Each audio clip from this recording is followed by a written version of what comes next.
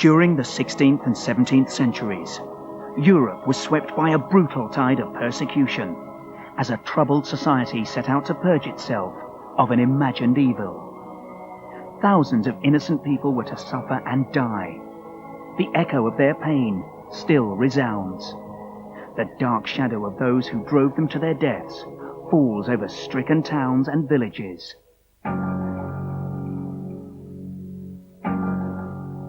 Some places have witnessed past tragedies so powerful that the very earth vibrates with the emotions of those events.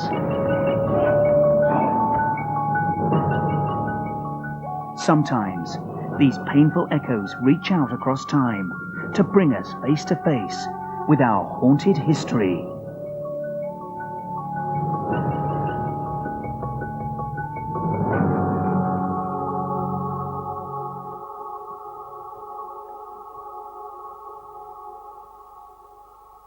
Mistley, a remote Essex village on England's east coast, bears the mental scars of the tragic events in its past. The village pond is a popular beauty spot, but few local people would venture there after dark. On the evening of the 29th of May 1994, a visiting fisherman, Richard Mays, unaware of Mistley Pond's sinister reputation, settled down by the water's edge. He was looking forward to a pleasant night's fishing.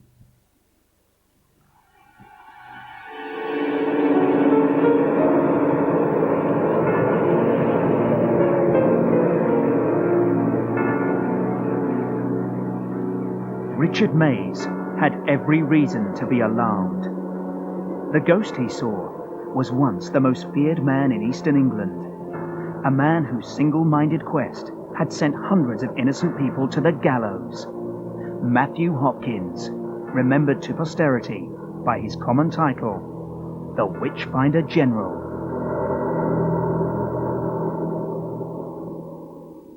The flatlands of East Anglia, to the north of London.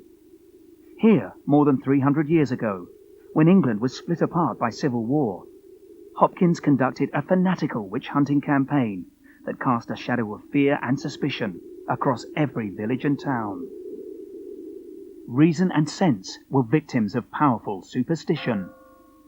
Communities fractured and families disintegrated. Frightened people betrayed their friends, their neighbours, and even their own children.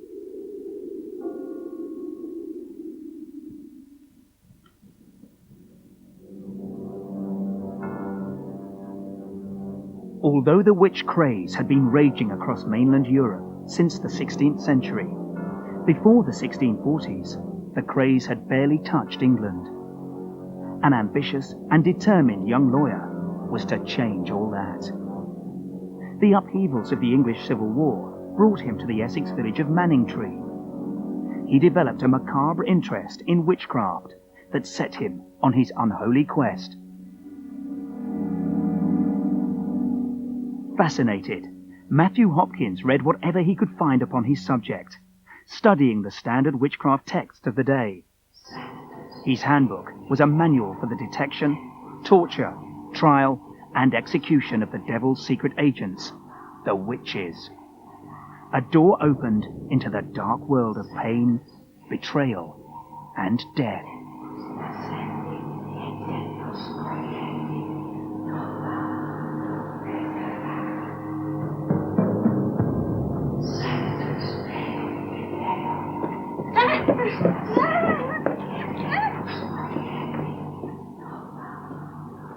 From his books, Hopkins learned how, all across Europe, suspected witches had been broken down by brutal torture. The suffering only stopped with a confession and the names of other witches.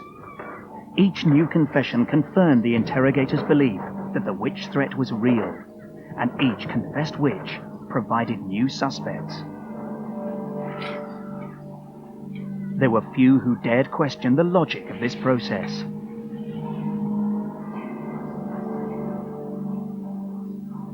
As he studied these accounts, Hopkins saw his future unfolding before him.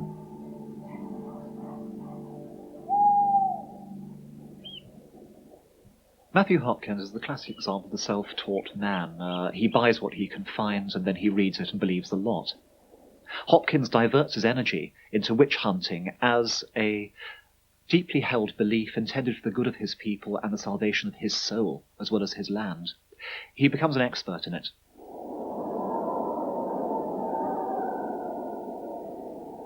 In the 17th century, the devil was thought of as a tangible being, and witches as people who helped him with his evil schemes. The most humble country folk had seen images of Satan and could picture the witches who used his evil powers in their own malicious plans. Hopkins was obsessed with the devil. One could suggest he's also obsessed with sex with the devil, because if there's one stereotyped component, it's A, about doing a deal with the devil, and B, about having intercourse with him. Hopkins does seem fascinated by this. Witches could be of either sex, but suspects were almost always women. Women at that time had few claims to property. Widowed and unmarried women were especially vulnerable in times of crisis and poverty. Women like these, it was often thought, could well be resentful and easily tempted to vengeance. Alone and unloved, such women might yield to the devil's fatal advances. There's a very strong belief in this period that women are the more lustful of the two sexes. So for a theologian or for a Dominican inquisitor, it's very easy for them to see why witches would be seduced by the devil, because they're stupid and because they are quite happy to jump into bed with anybody who accosts them. So at an elite level, it makes perfect sense to see why women would be seduced very easily by the devil. At a popular level, it's far more to do with what women are capable of. Women are capable of creating life. They're the ones who give birth. This life-giving power that women have can be very dangerous. So the witch, in popular belief, is the inverse of all those positive female qualities. It's women who harm, it's women who poison, it's women who damage. In the popular imagination, witches, tainted by the devil's evil, were blamed for illness, storms, the death of livestock, and the failure of crops. Witches could fly. They could alter their form. They could even be in two places at once. They used magic to bewitch and confuse, so it wasn't easy to know who they were. It didn't take long for village gossip to become accusation, as people looked around them for likely suspects. Faced with this evil hidden in their midst, insecurity grew into paranoia as witch hunting spread across mainland Europe. In this imagined struggle between God and the devil, Europe entered a new age of terror in which thousands of innocent people were to die.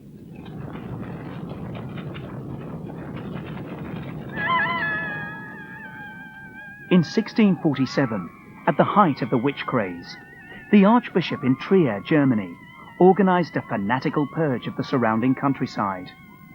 It was to be the most extreme witch hunt in Europe's history. At its end, 2 villages were left with only 1 living female. Anyone who spoke out against the carnage found themselves next for the fire. In all, 40,000 people perished.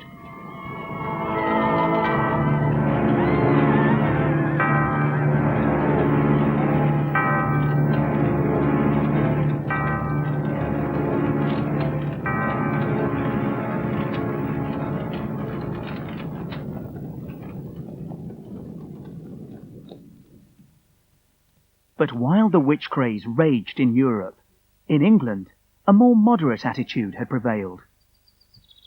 In Europe, witches were burnt because witchcraft was a heresy, whereas in England, witches were hanged because witchcraft was a felony. The methods of proving witchcraft were also different. In Europe, torture was an accepted, an integral part of the legal system, whereas in England, subjects in witchcraft cases could not be tortured according to the law.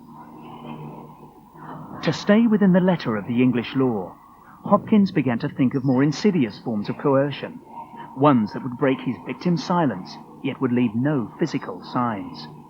Hopkins experimented. Binding his victims tightly on wooden racks and depriving them of food and sleep, he could make them confess to anything he suggested. Hopkins was so eager to get on with his crusade, he took shortcuts.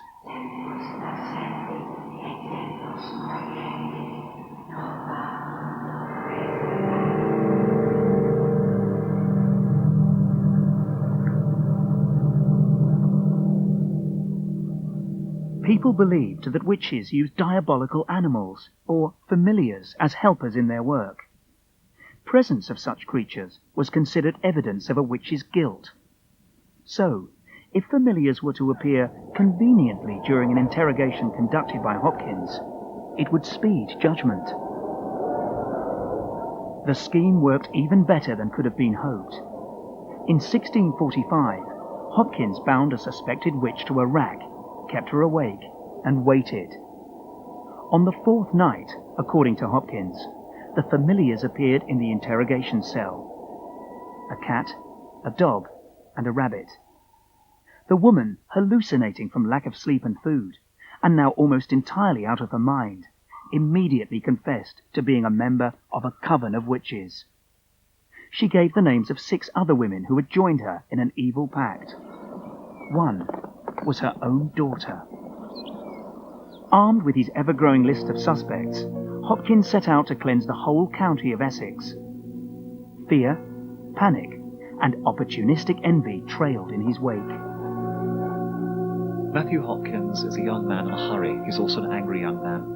And he gets an extraordinary opportunity. He's working at a time when civil war has destroyed the traditional religious and political authority system. And so a young zealot like him can come forward and look like a saviour figure. He tells people, I have a foolproof way of finding witches. I have methods which can make them confess their faults. Show me your witches. And what happens then is that local society purges itself. Grotesquely, 250 people at least are brought before him for interrogation. Over 100 are executed. It is the largest witch hunt in the whole of English history. Like most of Hopkins' victims, Anne West was an ordinary housewife. Unknown to her, she'd already been named as a witch during an interrogation of an earlier victim. Now, Anne West was on Hopkins' list. For her, there could be no escape. Hopkins had only to decide how he would prove her guilt.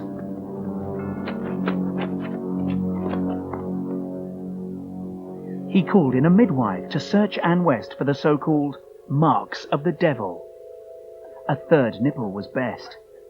A strange wart, mole or pimple would suffice, especially if the mark behaved unusually when pricked.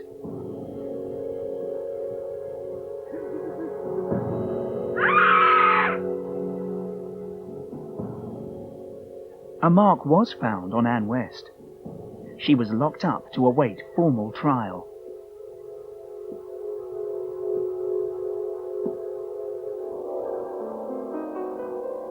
In a cellar beneath the Thorn Inn in Mistley, Anne awaited her fate. I have been found guilty of bringing harm to my neighbours and putting a spell upon 2 of their pigs, which I know I have had no part in. I only hope that the great God Almighty will guide the learned judge to see reason and justice, to uphold the law and pardon me of these crimes which I know nothing of.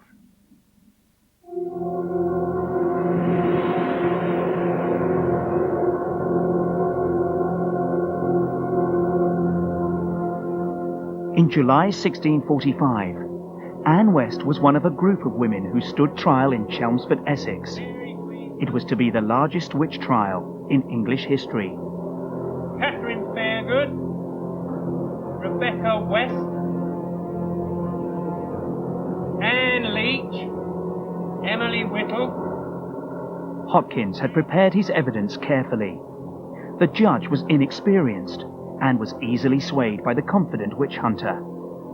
The verdict would be one of Hopkins' greatest triumphs. Sarah Bright, Anne West. You have been found guilty of causing harm to persons and their property. You will be taken from this court to a place of execution, where you will be hanged.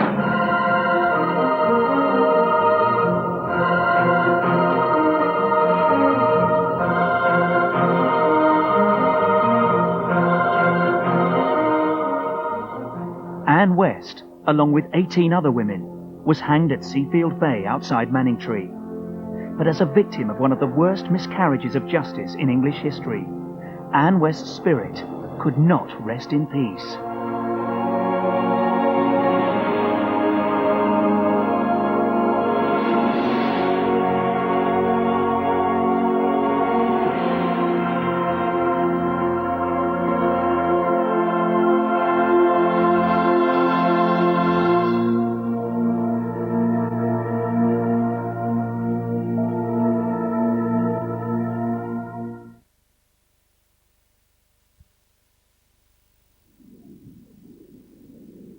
The Thorn Inn, where Anne West was held before her death, is now a popular pub. Michelle Peartree, a barmaid there, noticed that the inn had an unusual visitor. One night, after a busy night, we'd closed up, we'd got rid of everybody, and we thought we'd sit down and have a quiet drink and relax. And I caught something at the corner of my eye, and I thought, what's that? And I turned round, and there was this lady, all dressed in grey. She just glided across the bar and just looking, and I looked. Young lady, about 25. I suppose I knew that it wasn't somebody we'd locked in the pub, because they don't wear dresses like that anymore. It was all very strange and a bit unnerving. Apparently she's one of the witches that Matthew Hopkins hung, and she has been seen by numerous people all over the pub.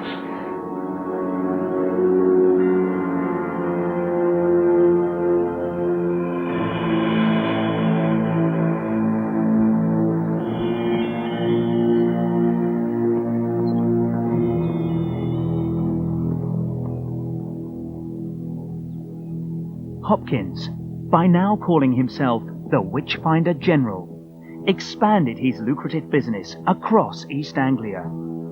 He travelled the countryside, advertising his services to the magistrates of every town. The money flowed in. Hopkins was expensive. His fee was sometimes more than an average yearly wage, but there was no shortage of clients. As Hopkins' progress continued, many villagers began to see the naming of witches as a convenient, if expensive, way of disposing of a rival or enemy. When malice and envy were unleashed, no one was safe. John Lowes, a stern and upright pastor from the Suffolk village of Branston, was disliked by his grumbling parishioners. They had failed to get rid of Lowes by orthodox methods. When they heard that Hopkins was in the area, they accused Lowes of witchcraft and invited Hopkins to their village to prove it. The frail old man was no match for the Witchfinder General. Lowes confessed. He was condemned and hanged.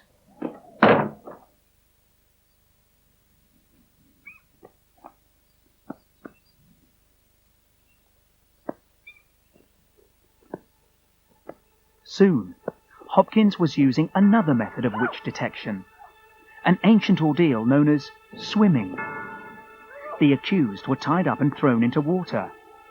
If they surfaced, it proved that the devil was helping them, or that they were too evil for the water to accept them. Either way, if they didn't sink, they were witches. If they did sink, they were deemed innocent, but would have drowned anyway. It was a ludicrous and cruel logic. But to Hopkins, it had the virtue of simplicity and ease. Many of his victims drowned here at Mistley Pond.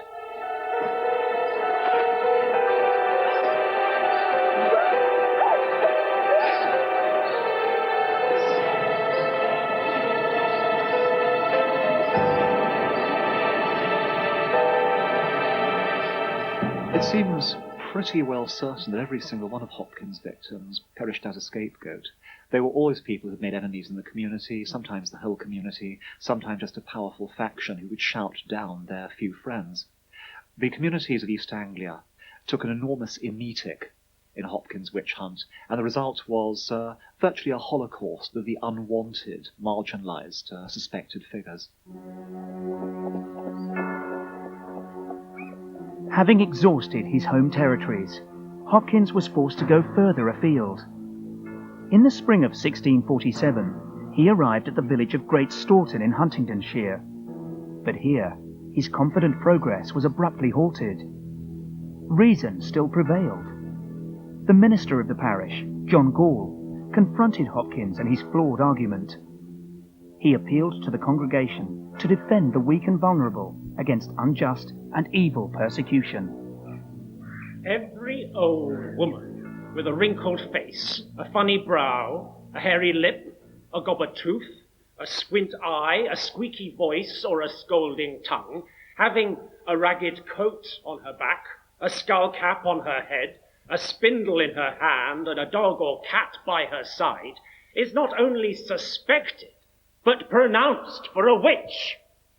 Having taken the suspected John Gall witch, is a country vicar, and he decides to strike out publicly against Hopkins and all his works. And therefore he deploys a whole range of arguments. And this is formidable stuff. It's going to be read by a lot of people. It's respected. Whether or not it ends Hopkins' witch hunt, one cannot say. One feels the Hopkins witch hunt ends when people have destroyed their local malefactors. In other words, when enough people have been hanged, there's no need to go on. John Gall was a brave man. Many who had denounced witch hunting in the past had died regretting it. But Gall's stand was applauded by his parishioners and quickly taken up in the surrounding countryside.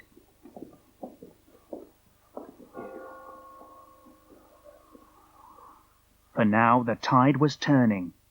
People began to find the courage to speak out against the witchfinder. Hopkins was being turned away as the eastern counties awoke from their nightmare. Belief in this vast witchcraft conspiracy began to seem just what it was, a delusion. Embarrassment replaced zeal. The witchfinder became as unpopular as he once was welcome. Hopkins was justifying himself by writing his memoirs, but his name had already become a watchword for evil. Some say the tables were turned, and Hopkins was himself executed for sorcery. Others claim that he soon sickened and died. Matthew Hopkins, sometime Witchfinder General, was buried at Mistley Heath on the 12th of August 1647. He was just 27 years of age. Manningtree's ancient walls are still shadowed by the restless echoes of Hopkins' dark reign. His spirit disturbs the uneasy peace of a place that has long been trying to forget its past.